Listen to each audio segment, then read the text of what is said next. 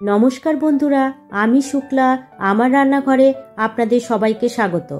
বাইরে চলছে প্রচণ্ড গরমের দাবদাহ। এই গরমে শরীরের জন্য লাউ ভীষণই উপকারী।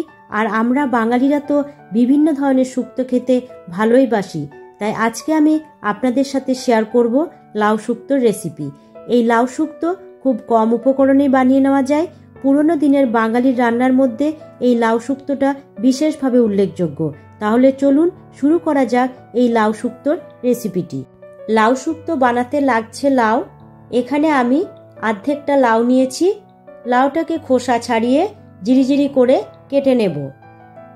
লাউটাকে আমি খোসা ছাড়িয়ে জিরিজিরি করে কেটে ধুয়ে নিয়েছি।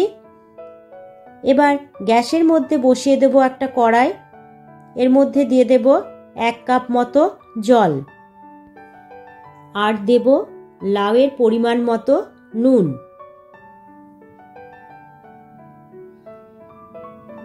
এবার জলটা গরম হয়ে এলে সমস্ত লাউয়ের টুকরোগুলো এই জলের মধ্যে দিয়ে দেব। লাউটাকে ভালোভাবে জলের সাথে মিশিয়ে দিয়ে ঢাকা দিয়ে মিডিয়াম আঁচে লাউটা সেদ্ধ হতে দেব।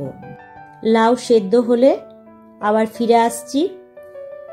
এবার ঢাকা খুলে দেখে নেব লাউ একদম সুসেদ্ধ হয়ে গেছে। এবার এই সেদ্ধ লাউটাকে অন্য একটা পাত্রে ঢেলে রাখব।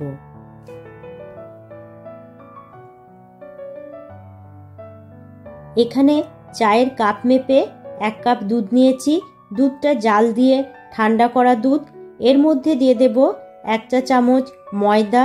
ময়দাটা দুধের সাথে দিয়ে ভালো মতো মিশিয়ে দেব। দেখুন দুধটার সাথে ময়দাটা ভালো মতো মিশে গেছে। গ্যাসের মধ্যে বসিয়ে দিয়েছি কড়াই। তার মধ্যে দিয়ে দেব 2 চা চামচ মতো সর্ষের তেল। এই রান্নাটা আমি সর্ষের তেলেই করছি, কারণ লাউ শুক্তো সর্ষের তেলে খেতেই সব থেকে বেশি ভালো লাগে। তেল ভালো মতো গরম হয়ে এলে এর মধ্যে দিয়ে দেব 10-12টা বিউলির ডালের বড়ি।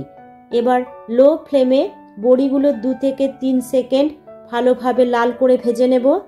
বড়িগুলো ভাজা হয়ে গেছে, তুলে নেব। এবার বাকি তেলে দিয়ে দেব 1/2 চামচ গোটা সর্ষে, দেব একটা তেজপাতা।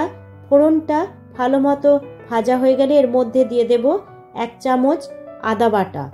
আদা বাটাটা দিয়ে লো টু মিডিয়াম আঁচে 2-3 সেকেন্ড ভালো মতো কষিয়ে নেব।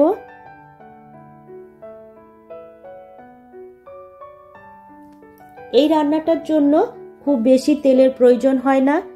মশলাটা কষানো হয়ে গেলে এর মধ্যে দিয়ে দেব সেদ্ধ করে নেওয়া লাউ। লাউটা দিয়ে ভালো মতো মশলার সাথে মিশিয়ে দেব। এবার এর মধ্যে দিয়ে দেব সামান্য পরিমাণ একটু নুন। নুনটা আপনারা চেক করে দেবেন, কারণ লাউ সেদ্ধ করার সময় নুন দেওয়া হয়েছে। আর দেব স্বাদ মতো মিষ্টি। আর দিয়ে দেব 1 চামচ পোস্ত বেটে রেখেছিলাম, সেই পোস্তটা। এবার সমস্তটা ভালোভাবে মিশিয়ে নেব। আর গ্যাসের ফ্লেমটা মিডিয়ামে রেখে 4 থেকে 5 মিনিট ফুটতে দেব, যতক্ষণ না লাউ থেকে অতিরিক্ত জলটা শুকিয়ে যাচ্ছে। অনেকখানি লাউয়ের জল শুকিয়ে গেছে। এবার এর মধ্যে দিয়ে দেব দুধ আর ময়দার মিশ্রণটা। ময়দা দেবার কারণে শুক্তোটা এবার একটু ঘন হবে। শুক্তোটা আরও 2-3 মিনিট রান্না করে নেব। এবার আমি যে বিউলির ডালের বড়িগুলো ভেজে রেখেছিলাম সেগুলো ছোট ছোট করে ভেঙে নেব। সমস্ত বড়িগুলো ভেঙে নেওয়ার পর শুক্তোর ওপর ছড়িয়ে দেব। শুক্তো কিন্তু বড়ি ছাড়া অসম্পূর্ণ। বড়িগুলো শুক্তোর সাথে ভালোভাবে মিশিয়ে নেব। যেহেতু বড়িগুলো ছোট করে ভেঙে নিয়েছি তাই নরম হয়ে এসেছে। সব শেষে দিয়ে দেব 1 চামচ ঘি। ঘি দিয়ে আবারও একবার ভালো মতো মিশিয়ে নেব। তৈরি হয়ে গেল আমাদের লাউ শুক্তো। এবার গ্যাসের ফ্লেমটা অফ করে ঢাকা দিয়ে 5 মিনিট স্ট্যান্ডিং টাইমে রেখে দেব।